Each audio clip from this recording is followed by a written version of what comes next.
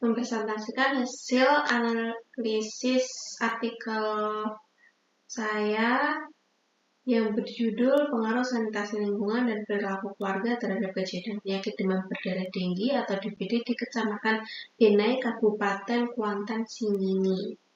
Yang pertama, judul makalah tidak terlalu panjang atau terlalu pendek. Ya, judul terdiri dari 14 kata. Kemudian nomor 2, menggambarkan isi utama penelitian. Ya, mencakup variabel, lokasi, dan topik sesuai dengan judul, yaitu sanitasi lingkungan, perilaku keluarga, kejadian DBD di Kecamatan Benai. 3, cukup menarik. Ya, judul menarik dan terdapat unsur permasalahan yang aktual.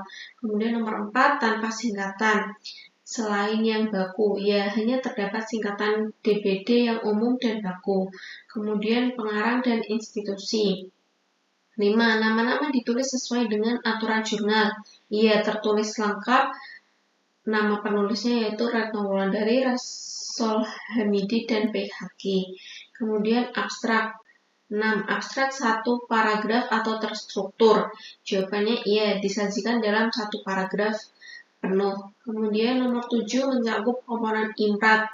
Ya, pendahuluan terdiri dari dengue, hemorrhagic fever, kemudian terdapat metode, yaitu this is type of research of quantitative, kemudian resultnya atau hasil, yaitu the result showed that the variable of environmental sanitation and behavior in Benai District. Kemudian pembahasan yaitu this related to the large amount of waste. Kemudian nomor 8, secara keseluruhan informatif, ia menjelaskan tujuan, metode, hasil, dan alasan yang logis. Kemudian nomor 9, tanpa singkatan selain yang baku, iya, tidak ada singkatan selain DBD. Kemudian kurang dari 250 kata, ya terdapat 230 kata.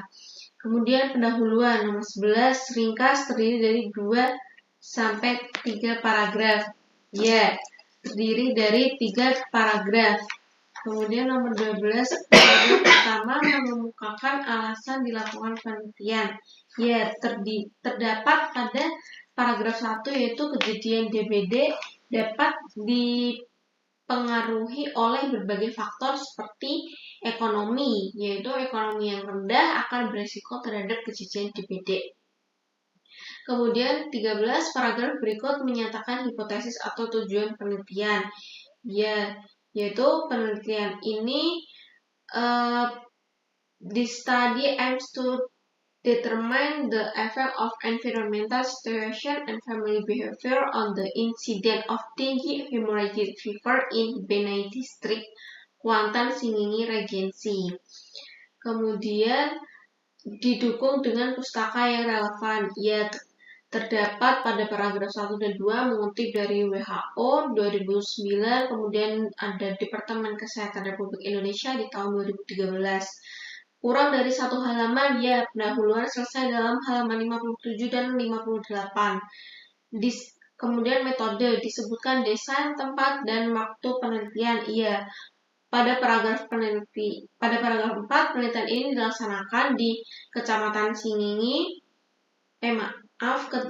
Dilaksanakan di Kecamatan Benai dengan desain cross-sectional. Kemudian disebutkan populasi sumber, ya disebutkan populasi seluruh kepala keluarga di Kecamatan Benai sebanyak 211 orang. 18, dijelaskan kriteria inklusi dan eksklusi, tidak ditemukan di bagian metode. 19, disebutkan cara pemilihan subjek atau teknik sampling. Ya, sampel diambil dengan menggunakan metode purposive sampling. Kemudian 20, disebutkan perkiraan besar sampel dan alasannya. Ya, disebutkan total populasi sampling dan 3 alasan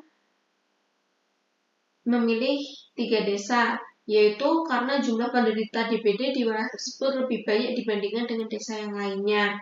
21, besar sampel dihitung dengan rumus yang sesuai. Tidak disebutkan rumusnya. 22, komponen-komponen rumus besar sampel masuk akal. Tidak ada rumus. 23. Observasi, pengukuran, serta intervensi dirinci sehingga orang lain dapat mengulanginya. Ya, tertera pada paragraf 4, yaitu dengan melakukan observasi sanitasi lingkungan dan menyebarkan kuesioner. 24. Ditulis rujukan bila teknik pengukuran tidak rinci. Tidak ada kutipan rujukan teknik pengukuran. 25. Pengukuran dilakukan secara teratur. Tidak dijelaskan dalam artikel. 26. Dilakukan uji keandalan pengukuran atau KAPA. Tidak dilakukan. Kemudian 27. Definisi istilah dan variabel penting dikemukakan. Ya,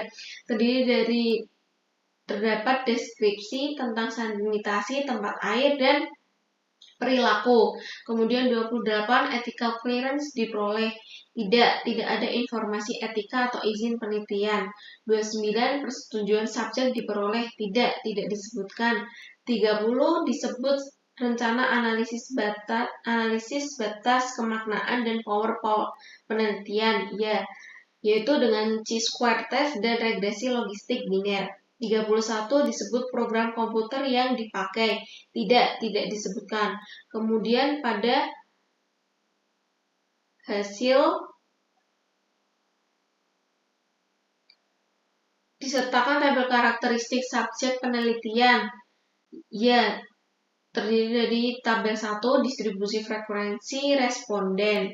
Kemudian 33. Karakteristik subjek sebelum intervensi dideskripsikan. Tidak ada intervensi dalam penelitian ini. 34. Tidak dilakukan uji hipotesis untuk kesetaraan pra-intervensi.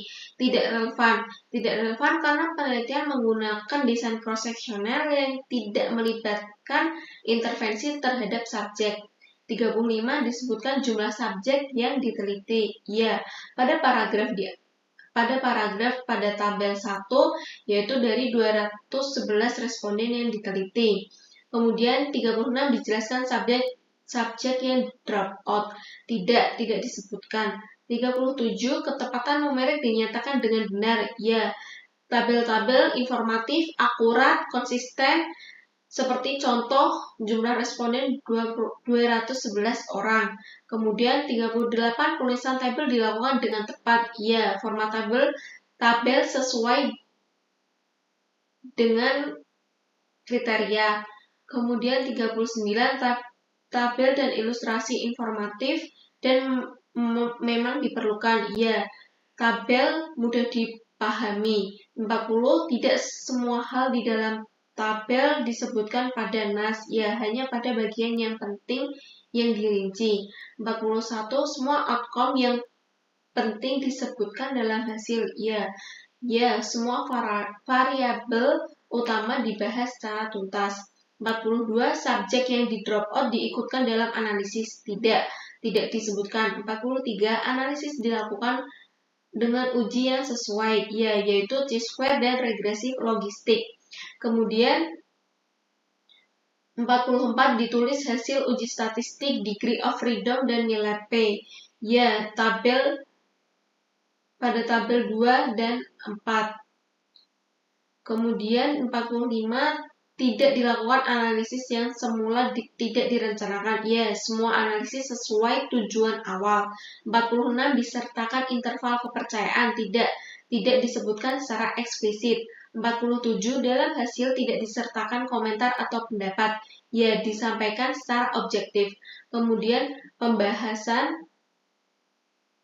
semua hal yang relevan dibahas. Ya, pada paragraf 1-2 pembahasan menjelaskan sanitasi, perilaku, dan ekonomi. 49. Tidak sering diulang hal yang dikemukakan pada hasil. Ya, hanya fokus pada interpretasi. 50. Dibahas keterbatasan penelitian dan dampaknya terhadap hasil. Ya, yaitu diperlukan edukasi yang baik dan lebih kompleks. 51. Disebutkan penyimpangan protokol dan dampaknya terhadap hasil. Tidak ada penyimpangan protokol. 52. Diskusi dihubungkan dengan pertanyaan penelitian. Ya, dihubungkan kembali ke tujuan penelitian. 53.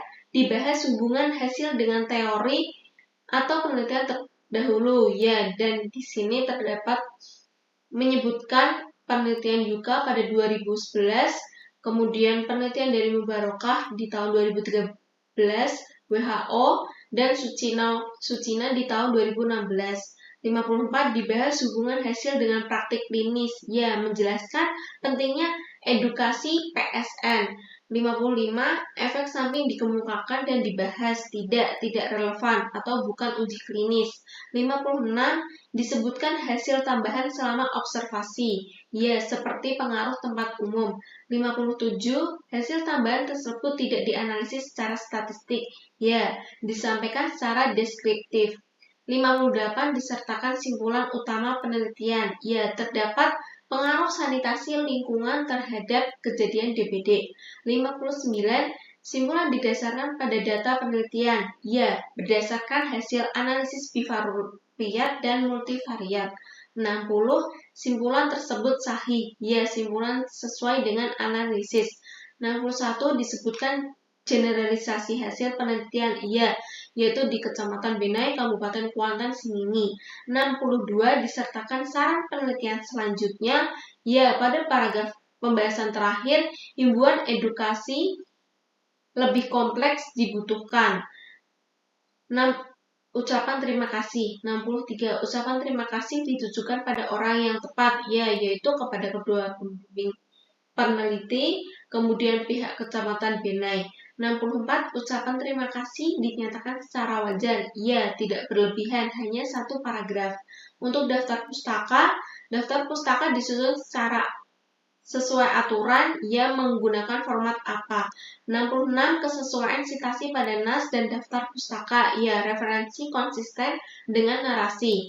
Untuk lain-lain, bahasa yang baik dan benar, enak dibaca, informatif dan efektif, ya, bahasa tidak berbelit-belit. 68. Makalah ditulis dengan ejaan yang taat asas, ya, penulisan baku sesuai dengan standar jurnal. Demikian dari presentasi saya. Sekian dan terima kasih.